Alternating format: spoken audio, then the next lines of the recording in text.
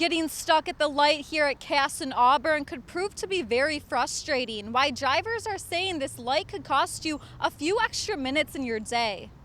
It's National Public Health Week, and Nino Salvaggio's, along with the Macomb County Health Department, are teaching you a few healthy recipes in order to shed the extra pounds just in time for summer. A giant plant that can cause blindness simply by touching its sap has been spotted in Michigan. Here's what you need to know about hogweed. It's BYOW, bring your own wine. The new Michigan law states that diners can now bring their favorite bottles of wine out to eat, but not all Michigan restaurants are toasting the new idea. The Metro Park Police Department have had their hands full this week, first with a devastating death, now a vicious beach brawl. What started out as a nice day at the beach turned into mayhem when a drunken mob became enraged. What one beachgoer captured on her phone may shock you. The fight took place last Saturday at Bay Point Beach, the same day 21-year-old Pontiac resident Malcolm Fairley tragically drowned, and has Metro Park Police implementing safety precautions and cracking down on crime. But this wasn't your typical fist fight. One victim was actually stabbed in the chaos. Metro Parks Police Chief George Pfeiffer says they are reviewing the footage with the victim and have a possible lead. The victim was identified, the victim was treated at the scene and also later taken to the hospital where the individual received treatment and was later released. Officers began investigation. We have spoken to the victim. The victim has identified a person of interest that we are looking at, and we're in the process of just gathering more data and information related to the incident, and our plans are to, once we secure all the information that we need for prosecution, we're going to present it to the prosecutor's office. But how do they plan on deterring violence like this away from Stony Creek?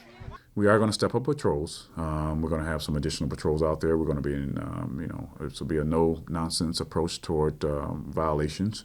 And those individuals who choose not to come there and enjoy the amenities that we have there at the park, they will be dealt with accordingly. In this video, it's evident from the mass amount of beer cans that this was an alcohol-fueled fight. Stony Creek will continue to discourage heavy drinking, and people caught drinking in non-designated areas will be cited. Police Chief George Pfeiffer wants to remind the public that incidents of death and violence are extremely rare at any metro parks. Reporting from Bay Point Beach, I'm Ciaramitaro, Shelby This Week. In recent months, cyber attacks and data breaches have been on the rise. But just how easy is it for a hacker to steal your private information? And how can you better protect yourself against fraudulent activity? The Heartbleed bug, the Target data breach, and the Internet Explorer exploit are just a few of the security breaches that have made headlines over the past several months. Stephen Legg, an information security officer for a large Midwest data center, says it's important to understand these attacks on public-facing corporations, where not only credit card information is stolen, but Google accounts, LinkedIn and Facebook profiles, and many other personal sites are tapped into. The reason those are concerns for people out in the world, that just have Facebook, that just have Twitter, have their banking online, manage their credit cards and things, is because the security posture of those companies directly affects the security of their users and the data that they collect to do whatever functions that site does for them. For a bank, obviously it's their funds, but it's also their social security number, it's their name and address. All of those things are valuable and sold on the black market. But exactly how do hackers get a hold of your personal information? They create software that does a lot of the work for them. That's where you see viruses. That's where you see malware, things that infect your computer. You might see pop-ups. You might think of them as an annoyance or an inconvenience. But the real risk there is that those programs very often are designed to gather specific information and send it back to a home base where they aggregate and then collectively exploit or sell that information. And in a lucrative business such as the black market, your stolen credit card information, depending on your age and your credit score, can be sold dozens of times over, anywhere from $100 to thousands of dollars. So it's important to be aware of what companies are doing to protect your privacy. What people should be asking themselves is, how is my data being used? How's it being protected? Who's getting it? Where are they sending it to? For a home user, understanding those things and knowing, okay, well, I like this free service. This free service is cool. Why is it free? How is it free? What is the cost of using that service really to me? Beware of pop-up advertisements and slow-running programs. This may be a sign that your computer has been infected by a hacker. But Stephen Legg explains that better protection against fraud can be as simple as purchasing antivirus software. Apply your Windows updates, apply your updates from Apple. Make sure that you're getting the newest versions of those things when you can.